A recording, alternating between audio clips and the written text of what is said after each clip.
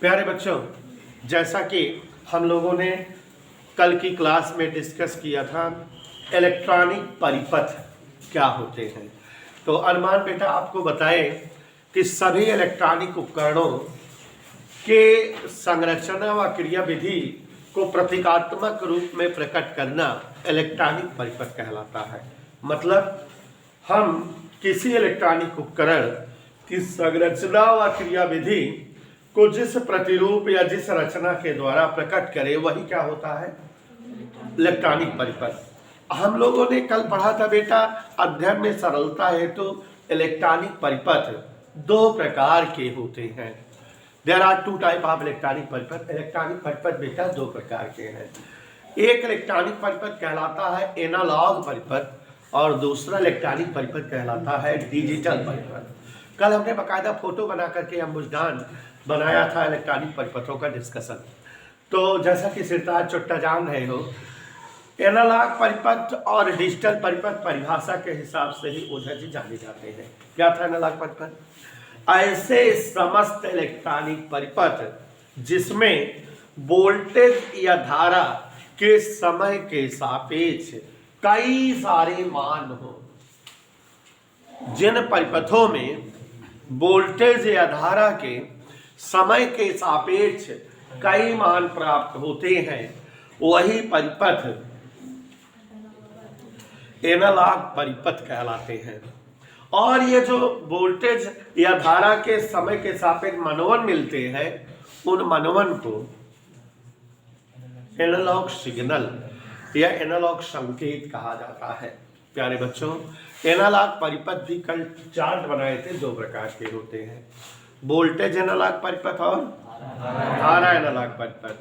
अगर कोई इलेक्ट्रॉनिक परिपथ इस प्रकार बना हो कि उसमें वोल्टेज के समय के सापेक्ष कई मान दिखते हो तो इसे वोल्टेज एनालॉग परिपथ कहते हैं। और समय के सापेक्ष ये वोल्टेज के जो कई मान दिखते हैं इन्हें हम वोल्टेज एनालॉग सिग्नल कहते हैं। ऐसे ही अरसलान बेटा, अगर समय के सापेक्ष धारा के कई मान प्रकट करता हुआ कोई इलेक्ट्रॉनिक परिपथ हो तो उसे हम धारा एनालॉग परिपथ कहते हैं। और धारा एनालॉग परिपथ में जो मान आते हैं उन्हें हम जो है धारा एनालॉग सिग्नल कहते हैं। Now clear? फोटो भी बनाए थे। अब दूसरे परिपथ थे बेटा डिजिटल परिपथ। तो ऐसे इलेक्ट्रॉनिक परिपथ जिसमें वोल्टेज या धारा के समय के सापेक्ष केवल दो मान प्राप्त हो। जिन परिपथों में वोल्टेज या धारा के समय के सापेक्ष केवल दो मान प्राप्त हो उन्हें हम डिजिटल परिपथ कहते हैं। प्यारे बच्चों, डिजिटल परिपथ दो प्रकार के होते हैं, वोल्टेज डिजिटल परिपथ, धारा डिजिटल परिपथ।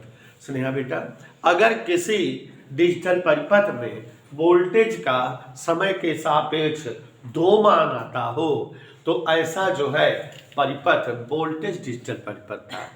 और अगर धारा के समय के सापेक्ष केवल दो ही मान हो तो उसे धारा डिजिटल परिपथ कहते हैं।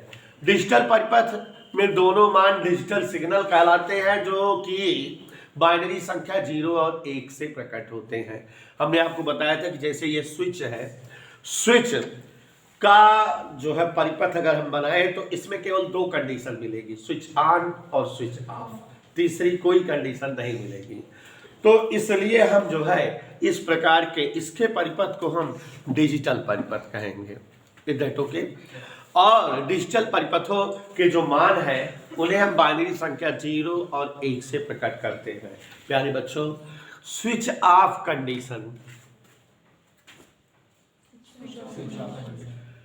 लो वोल्टेज निम्न विभव की कंडीशन, असत्य कथन, निम्न धारा, इन सब को हम 0 द्वारा प्रकट करते हैं। और सत्य कथन, स्विच ऑन कंडीशन, उच्च वोल्टेज, उच्च धारा, इन मानों को हम 1 से व्यक्त करते हैं। मतलब स्विच ऑफ है तो उसको हम बाइनरी जीरो से लिख कर दिखाएंगे कि इसकी स्थिति जीरो है, माने स्विच ऑफ है। स्विच ऑन है तो इसे 1 लिखेंगे, माने इसकी हाईएस्ट वैल्यू है, स्विच ऑन कंडीशन है। एक बार फिर से सुन लो बेटा, असत्य कथन, फॉल्स स्टेटमेंट, निम्न विभव, निम्न धारा, स्विच ऑफ स्थिति जीरो के द्वारा प्रकट की जाती है, जबकि उच्च विभव, उच्च धारा, स्विच ऑन स्थिति, सत्य कथन, इन्हें हम बाइनरी 1 से ही प्रकट करते हैं। इधर ओके बच्चों? तो बच्चों इस तरह से हम लोगों ने डिजिटल परिपथ और एनालॉग परिपथ पढ़ा था। आज मैं आपको एक बहुत ही इंपॉर्टेंट टॉपिक पढ़ाना चाहता हूँ और जिसका जो है इस्तेमाल हमें ज़रूर लाइफ में होना है, एग्जाम में ज़रूर पूछता है। बीएससी फर्स्ट ईयर और थर्ड ईयर में 25-25, 20-20 नंबर का एग्जाम में इन टॉपिकों से रिलेटेड क्वेश्चंस आते हैं, पूछे जाते हैं। तो देखिए जरा बच्चों, लॉजिक गेट, ये हमारा टॉपिक है, लॉजिक गेट। बहुत ही महत्वपूर्ण टॉपिक है और मैं चाहता हूं कि मेरे सारे बच्चे इसको बहुत ही अच्छे स्टाइल में सीखें, समझें भी। लॉजिक गेट, तो प्यारे बच्चों लॉजिक गेट बहुत ही ज़रूरी टॉपिक है। लॉजिक गेट ध्यान से सुनिएगा और समझने का प्रयास करिएगा।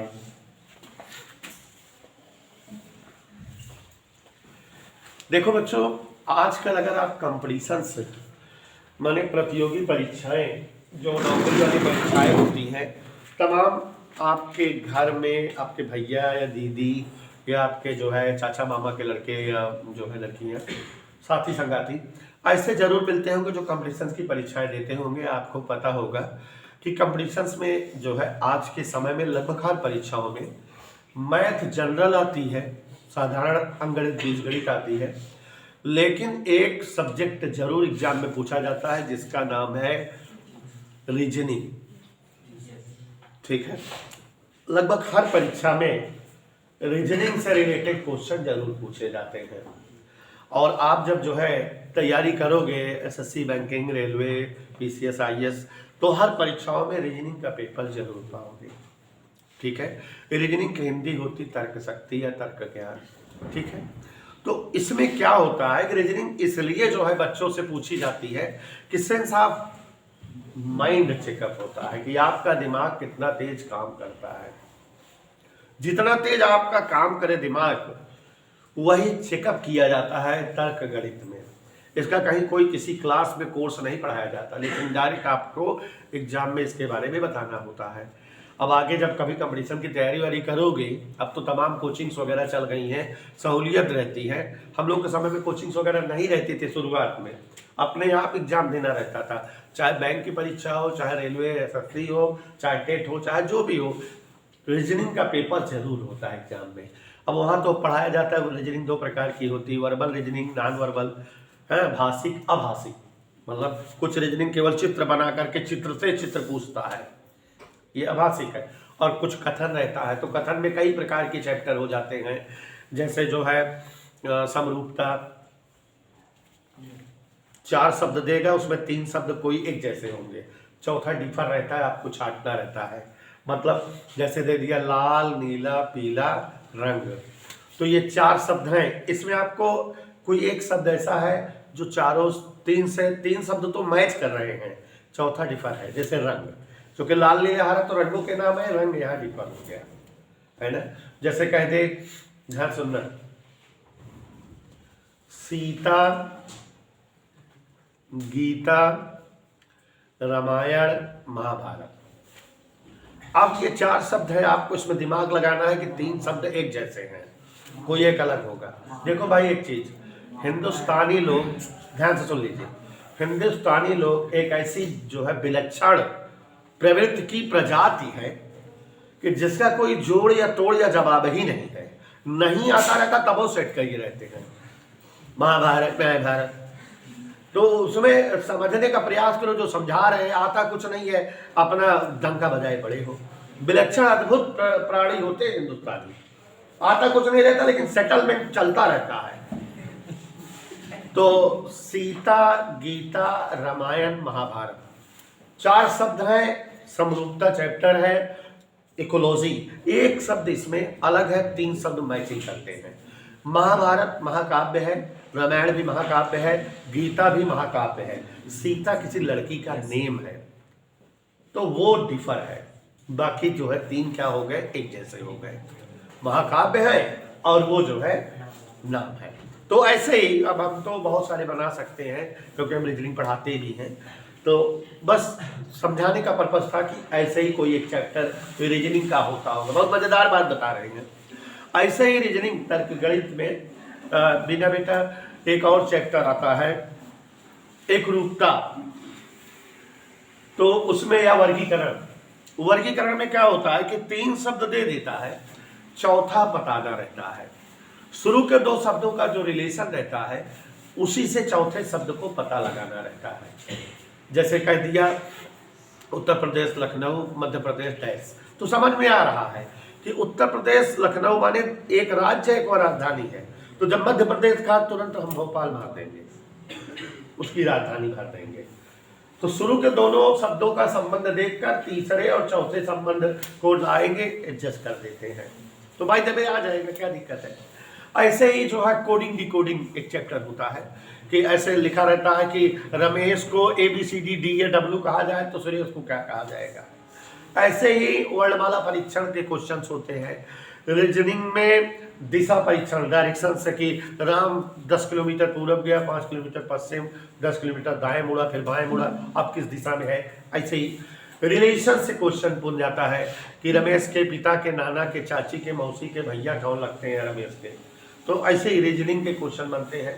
तो वैसे ही एक बड़ा विशेष चैप्टर रीजनिंग में है जिसको मैं आज आपको बताना चाहता हूं, तर्क गणित, रीजनिंग मैथमेटिक्स। मतलब ये सवालें मैथ की हैं लेकिन रीजनिंग के स्टाइल से है, ठीक है। अगर मैथ के हिसाब से बिना बेटा लगाओगे तो गलत हो जाएगा, दिमाग लगा के जवाब दोगे तो सही रहेगा। रीजनिंग मैथमेटिक्स, कौन कौन मैथमेटिक्स?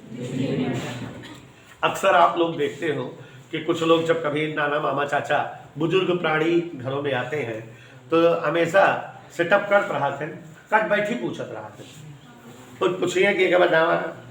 अब वो हमें हेरा जहाँ था कि साइन स्क्वायर वाला फार्मूला लगे, कॉस स्क्वायर वाला कुछ होगा लगभग ना कर, तो तर्क गणित कट बैठी जब सेट कराते हैं। अक्सर ज्ञान लगाओ बिना, अपन ज्ञान भिड़ाओ बिना पूछत रहा थे। तो यहाँ तर्क गणित की बात है। तर्क गणित हमारे बीच यशपाल भी आ गए हैं। तर्क गणित जानिए, तर्क गणित की सवालें पूछी जाती हैं। तो तर्क गणित के सवालों का एग्जाम्पल दे रहा हूँ। जैसे कह दिया जाए रहती गणित है लेकिन लगती तर्क से, तर्क सत्य से दिमाग लगा के उनका आंसर देना पड़ता है। जैसे फॉर एग्जाम्पल कह दिया जाए एक पेड़ पे 10 कबूतर बैठे हैं,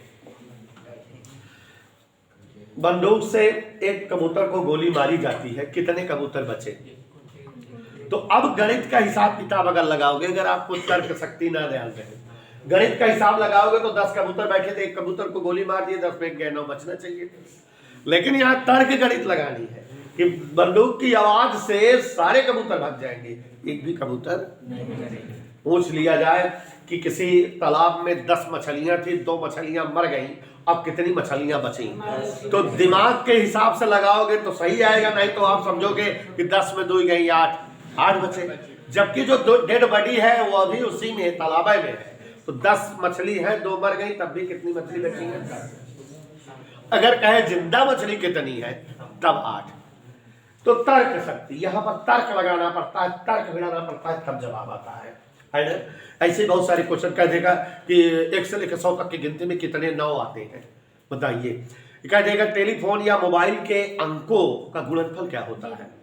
तो ऐसे ही आप अगर तर्क शक्ति रखते हो तो एडवांस आंसर दे लोगे। धोखा में मोड़ मार के भल ले जेबी में लेट आई है मार कर। तो इस तरह से तर्क गणित जो हमारी होती है, तार्किक आधार पे जो जवाब होता है, उसी को इस चैप्टर में थोड़ा सा हमें पढ़ना है। अब बच्चों, तर्क शक्ति यहाँ मशीनों के साथ लगाई जाएगी। हर वो उपकरण जो कोई नई चीज बनाने का काम करे, मशीन होती है। तो जैसे आप सिंपली फंडा जूस मेकिंग मशीन या जूस मेकर मशीन का ही उदाहरण समझिए। आप जूस पीने जाते हो दुकान पर, तो उसके पास जूस बनाने वाली जो मशीन है, जूस मेकर, वो एक प्रकार की यह मशीन है और हमारे लिए डिजिटल परिपथ के रूप में है। वो मशीन का काम क्या है कि आप उस मशीन में संतरा या मौसम्मी डालते हो, 2 या 3 डालें, मशीन उसकी प्रोसेसिंग की, उसका रस निकाली और उसके बाद जो है बगल में आपको निकाल के गिलास में पलट दी। जो आप जो है संतरा या जो है मौसम्मी डाल रहे हो, यहाँ मशीनी लैंग्वेज में, मशीनी भाषा में इसको निवेश करना या इनपुट करना कहते हैं। और जो बाद में आपको आंसर मिलता है उसे हम आउटपुट या निर्गत जो है टॉपिक कहते हैं। तो यहाँ निवेश करना, यहाँ निर्गत शब्द है।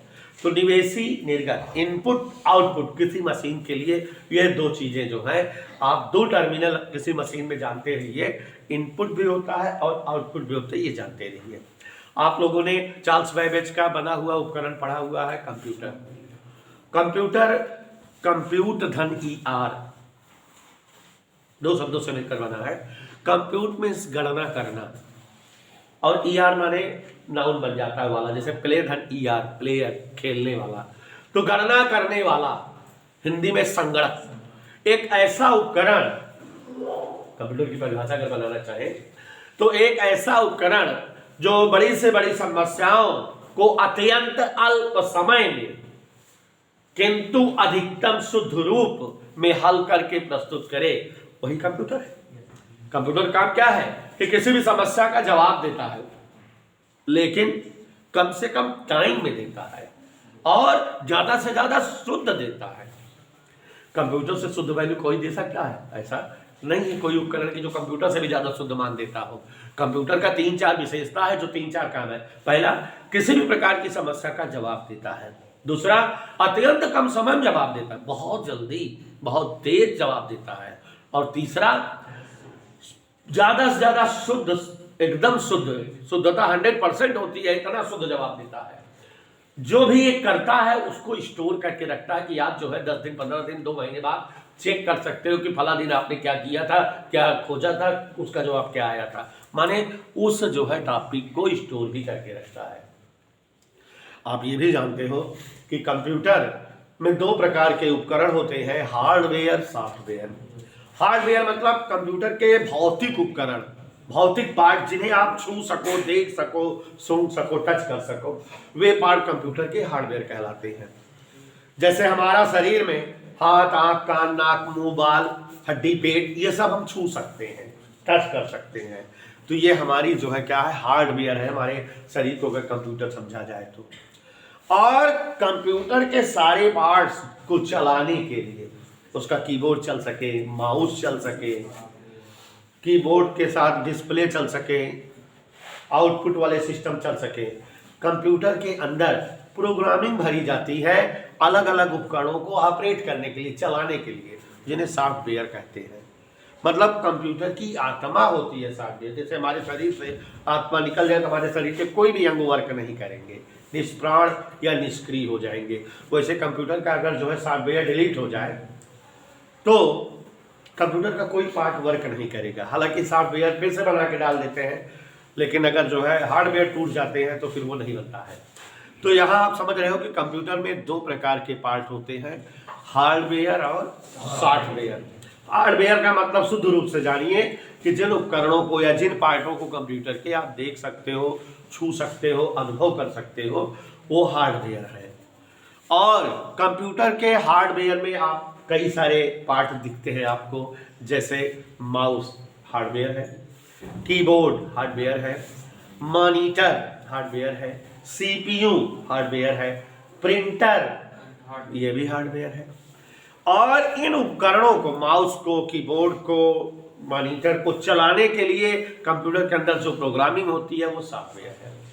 आप जो लोग कंप्यूटर चला रहे होंगे जानते होंगे कि माउस का या जो उसमें आप लगा देते हो स्पीकर वगैरह, उन्हें भी ऑपरेट करने का उसके अंदर जो है सॉफ्टवेयर होता है। कभी कभी सॉफ्टवेयर डिलीट हो जाता है तो जो है मालूम नहीं आता, आवाज़ नहीं आती स्पीकर वगैरह की, तो उसमें फिर सॉफ्टवेयर ही लोड कर दिया जाता है, तो आवाज़ आने लगती है, पिक्चर दिखने लगती है, तमाम चीज़ें, माउस काम करना बंद कर देता है, कीबोर्ड काम करना बंद कर देता है। या कभी कभी आप अगर देखो ऐसे मोबाइल में भी होता है कि अगर कोई दूसरे टाइप का स्पेशल टाइप का कीबोर्ड लोड करना होता है तो पहले इसको इंस्टॉलेशन करना होता है, माने सॉफ्टवेयर डाउनलोड करना होता है, कीबोर्ड थोड़ा डाउनलोड होता है, तो अलग टाइप का कोई कीबोर्ड बन जाता है, अक्षर डिजाइनदार अक्षर मोबाइल में बनने लगते हैं, तो सॉफ्टवेयर ही तो आप भी लोड करते हो। तो बाय द वे कंप्यूटर में दो पार्ट सॉफ्टवेयर और हार्डवेयर होते हैं। सॉफ्टवेयर कंप्यूटर की आत्मा होती है जिसे पुनर्निर्माण भी किया जा सकता है, जिनके द्वारा कंप्यूटर के सभी हार्डवेयर उपकरणों को ऑपरेट करते हैं, चलाते हैं।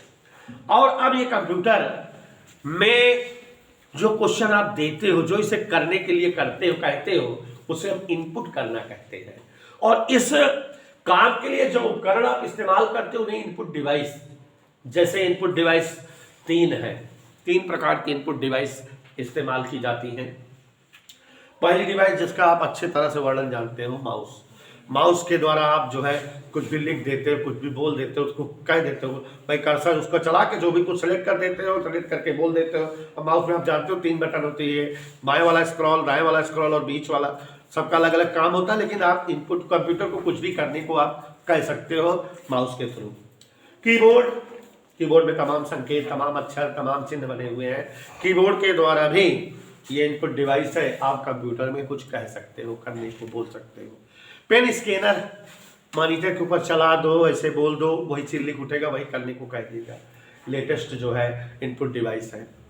ऐसे ही कंप्यूटर में जो प्रश्न आप देते हो, जो क्वेश्चन आप देते हो, जो समस्या देते हो, उसका सलूशन निकाला जाता है कंप्यूटर के सीपीयू में, प्रोसेसिंग होती है, और उस प्रश्न का जवाब ढूंढा जाता है, उस समस्या का हल ढूंढा जाता है। उसके बाद कंप्यूटर आपको जवाब देता है। तो जवाब जिन टर्मिनल के द्वारा देता है वो आउटपुट डिवाइसें होती हैं। आउटपुट डिवाइसें 2 प्रकार की हैं। तो 2 डिवाइस आजकल वर्तमान में यूज होती हैं कंप्यूटर की आउटपुट देने के लिए। एक तो बेटा मॉनिटर, जो मॉनिटर होता है उस पर लिख कर आ जाता है सारा जवाब कि ये है इस प्रश्न का जवाब ऐसे ऐसे। और दूसरा जो है आउटपुट डिवाइस है प्रिंटर, जो आपको छाप के दे देता है, प्रिंट आउट निकाल लेते हो, छाप कर दे देता है कि आपकी फला समस्या का सलूशन या फला प्रश्न का जवाब ये है। तो बच्चों, कंप्यूटर के बारे में आप इतना जान गए कि ये संगणक है, किसी भी समस्या को अत्यंत तेजी के साथ कम से कम समय में अत्यंत शुद्धता पूर्वक सॉल्व करके देने वाला और समस्या का हल वगैरह का ये पूरा प्रोसेस स्टोर करके रखने वाला उपकरण है। और हार्डवेयर सॉफ्टवेयर 2 डिवाइसेस होती हैं। और इनपुट, आउटपुट और प्रोसेसिंग कंप्यूटर में 3 पार्ट होते हैं। मेन पार्ट जो सीपीयू है वही इसका मस्तिष्क है, वही सारा जो है समस्या का सलूशन निकाला जाता है। एक क्वेश्चन यहाँ और बनता है कि भाई समस्या का हल निकाला जाता है, और इस चैप्टर में ये हम पढ़ा रहे हैं क्यों, तो समस्या का हल निकाला जाता है तो पहली चीज तो ये जानिए कि आप कंप्यूटर को कुछ करने के लिए जो कहते हो वो आप अपनी लैंग्वेज, अपनी भाषा में कहते हो। जैसे आपने कह दिया 2 और 4 जोड़ो, तो आप 2 + 4 बराबर क्वेश्चन मार्क, ये आपकी भाषा है ना, आप इसे दो के कंप्यूटर को कि इसको जोड़कर निकालो। लेकिन कंप्यूटर तो मशीन है, वो इस भाषा को क्या समझे। तो कंप्यूटर में लिंग्विस्ट, भाषा डिवाइडर्स होते हैं, जिनका काम होता है आपके द्वारा कही गई भाषा को मशीनी भाषा में बदलना। इस प्रश्न को वो मशीनी लैंग्वेज में बदलता है, तो कंप्यूटर उसको समझ जाता है कि हमको करना क्या है। फिर कंप्यूटर उस समस्या का हल खोजता है, लेकिन वो जो हल खोजता है वो मशीनी लैंग्वेज में रहता है।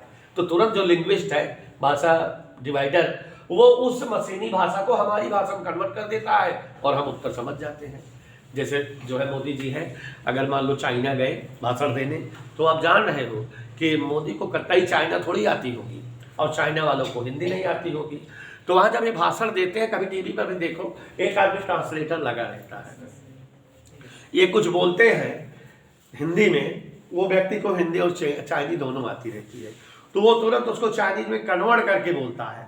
चाइनीज वाले समझ जाते क्या कह रहा है, और चाइनीज का जो जवाब चाइनीज में आता है उसको वो हिंदी में कन्वर्ट कर देता है, तो मोदी जी समझ जाते हैं। तो ये व्यक्ति चाइनीज और हिंदी में संबंध स्थापक है, दोनों के बीच रिलेशन सेटअप करता है।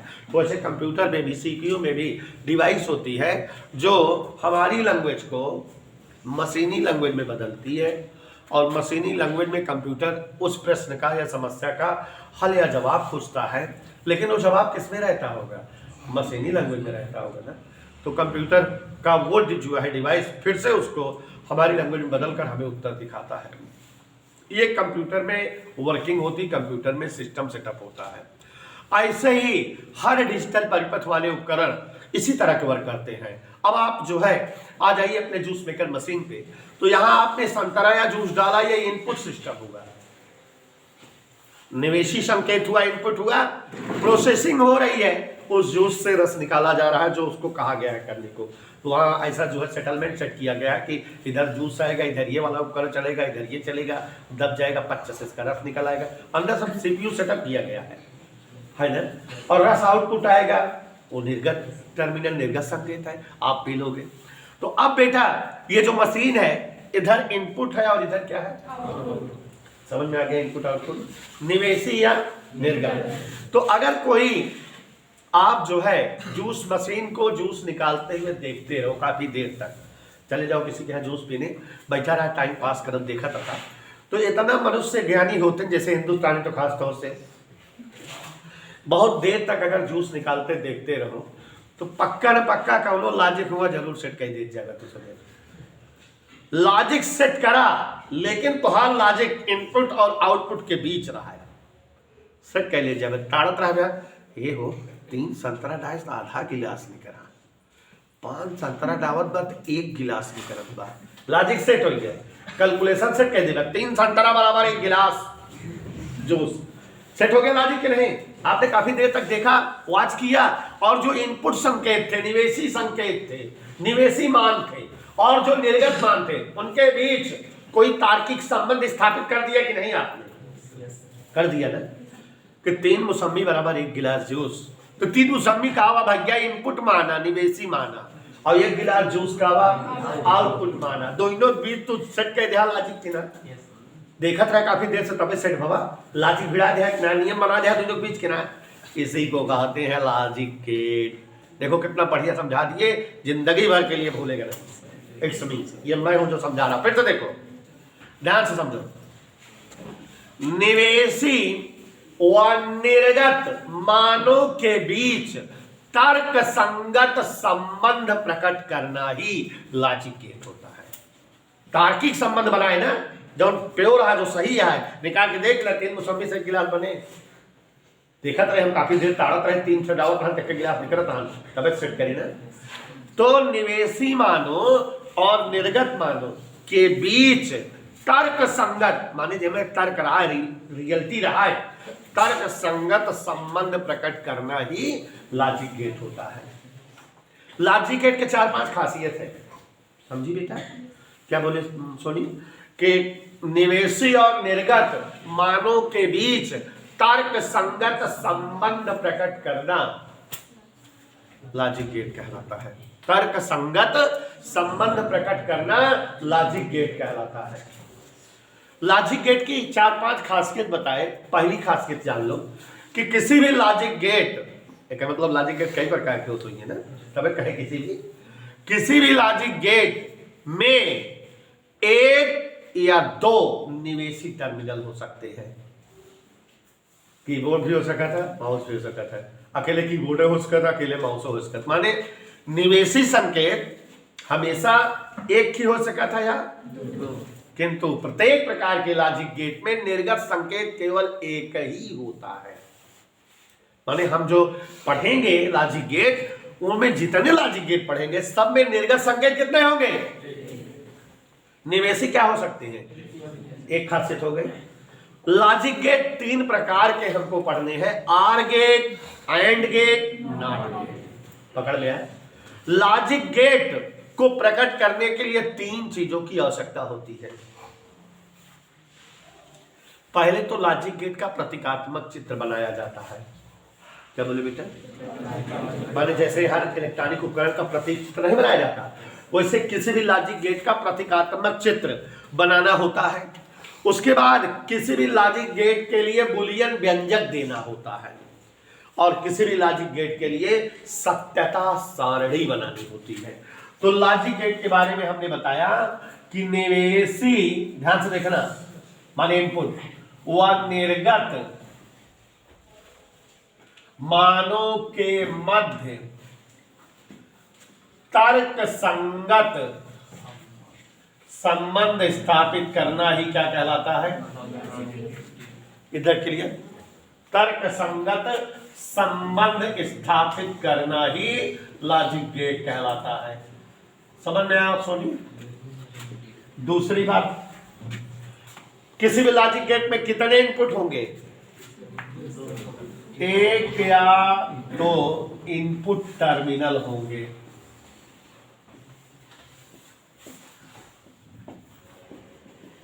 अफनानुद्दीन, केवल एक आउटपुट टर्मिनल हमेशा कैसे होता है? इधर के लिए। और लॉजिक गेट क्या प्रकार के होते हैं? कौन कौन बेटा? Or and not. क्या प्रकार के लॉजिक गेट होते हैं? Or gate, and gate, not gate. अब लॉजिक गेट को प्रकट करने के लिए हमें बुलियन व्यंजक की जरूरत है। हर लॉजिक गेट में बुलियन व्यंजक बताया जाता है। अभी बता रहा हूं बुलियन व्यंजक क्या है। सत्यता सारणी, ट्रूथ टेबल बतानी पड़ती है। यह भी आपको बता रहा हूं कि सत्यता सारणी क्या है, और प्रतीकात्मक चित्र बताना होता है, और तब जो है किसी भी लॉजिक गेट का फुली वर्णन हो जाता है। तो 5 चीजें हो गई कि नहीं? ध्यान से देखिए, प्रत्येक प्रकार के लॉजिक गेट को प्रतीकात्मक चित्र, बुलियन व्यंजक और सत्यता सारणी के द्वारा प्रकट करते हैं। माने हर लॉजिक गेट में बुलियन व्यंजक जरूरी है, सत्यता सारणी जरूरी है। लॉजिक गेट है क्या? इनपुट और आउटपुट मानों के मध्य तर्क संगत संबंध स्थापित करना ही लॉजिक गेट कहलाता है। लॉजिक गेट में एक या दो, ज्यादा से ज्यादा दो निवेशी टर्मिनल होंगे, और आउटपुट टर्मिनल या निर्गत टर्मिनल के रूप में केवल एक टर्मिनल होगा। 3 प्रकार के होंगे, आर एंड नॉट। और लॉजिक गेट इनके संयोग से बनाए जाते हैं, जोड़ जोड़ के, नार गेट, नैंड गेट, ऐसे ही 2-2 गेटों को जोड़कर बनाया जाता है। तो सोनी जी, इतना समझ में है? अब बेटा हमको इसको और इसको भी तो जानना है, तभी तो हम आगे बढ़ पाएंगे। सत्यता सारणी क्या है? एकदम सरल, ट्रूथ टेबल। एक ऐसी टेबल बनाओ जिसमें किसी लॉजिक गेट के सभी निवेशी और सभी निर्गत मान प्रकट हो, उसी टेबल को सत्यता सारणी कहते हैं। मतलब हम एक ऐसी टेबल बनाए जिसमें लॉजिक गेट के जो इनपुट वैल्यूज है और जो आउटपुट वैल्यूज मिल रही हैं उन्हें हम लिख कर दिखा सकें। जिस टेबल में हम इनपुट मान और आउटपुट मान लिख के प्रकट करी कि भैया इतना इनपुट रहा तो इतना आउटपुट आया, इतना इनपुट रहा तो इतना आउटपुट आया, जो उन्हें टेबल के द्वारा इनपुट और आउटपुट के सभी संभव मानों को प्रकट किया जा सके, वही टेबल ट्रुथ टेबल या सत्यता सारणी कहलाती है। कठिन सुना है, सरल है ना? सरल है कि ना है? एक बार फिर से हो जाए कि ट्रुथ टेबल या सत्यता सारणी एक ऐसी सारणी होती है जिसके द्वारा किसी लॉजिक गेट के सभी संभव निवेशी और संभव निर्गत मानों को प्रकट किया जा सकता है। तो किसी जो है लॉजिक गेट के सभी संभव निवेशी और निर्गत मानों को जिस टेबल द्वारा प्रकट किया जाए उसी टेबल को हम क्या कहते हैं बेटा? याद रहेगा, मान लिख देवे तो सत्यता सारणी बन जाए। सरल है भाई, कठिन लागत ना भाई, जब बनोगे सरल हो जाए। बुलियन व्यंजक, बुलियन व्यंजक बताने से पहले मैं आपको एक स्पेशल प्रकार की बीजगणित पढ़ाना चाहता हूँ। बुलियन बीजगणित, जैसे आप अंगणित, रेखागणित, बीजगणित पढ़ते हैं वैसे ही बेटा बुलियन बीजगणित। आपको ध्यान होगा कि एक जो है बहुत पुराने साइंटिस्ट थे, गणितज्ञ, जिनका नाम था जॉर्ज हुल, और उन्होंने एक विशेष प्रकार के गणित की खोज की है जिसे बुलियन बीजगणित कहा जाता है। किया क्या है, इन्होंने तर्क संगत संबंधों को प्रकट करने के लिए, तर्क संगत संबंधों के तर्क संगत मानों के बीच के संबंध को प्रकट करने के लिए जिस प्रकार की गणित की खोज की वही बुलियन बीजगणित कहलाती है। सबसे पहले इन्होंने तर्क संगत कथनों को प्रकट करने के लिए दो चर खोजा। मेरी बात सुनो जरा, मैं क्या बता रहा हूं।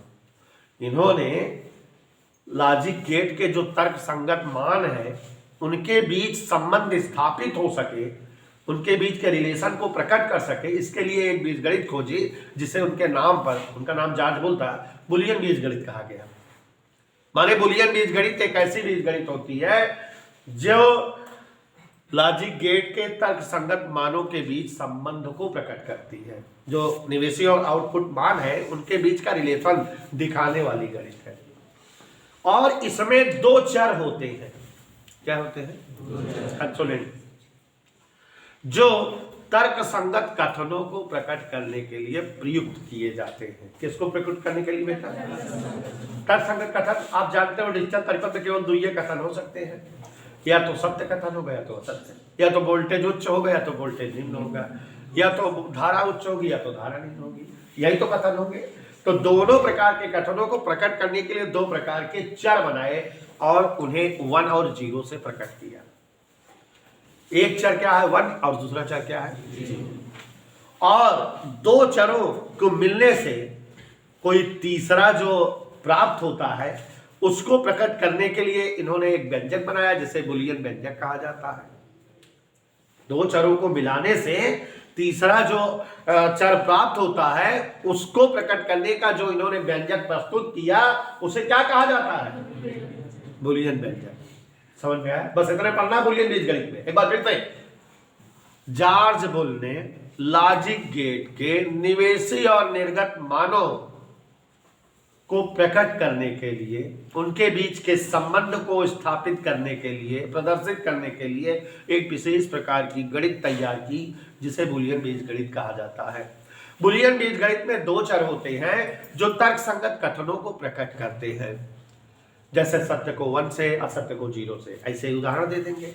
और दो चरों के संबंध या दो चरों को मिलने से तीसरा जो चर प्राप्त होता है, इस संबंध को प्रकट करने वाला व्यंजक बुलियन व्यंजक कहलाता है। जैसे 1 धन y बराबर 5 हो तो एक का व्यंजक आना है 1 धन y बराबर 5, तो एक का बुलियन व्यंजक कहा जाएगा।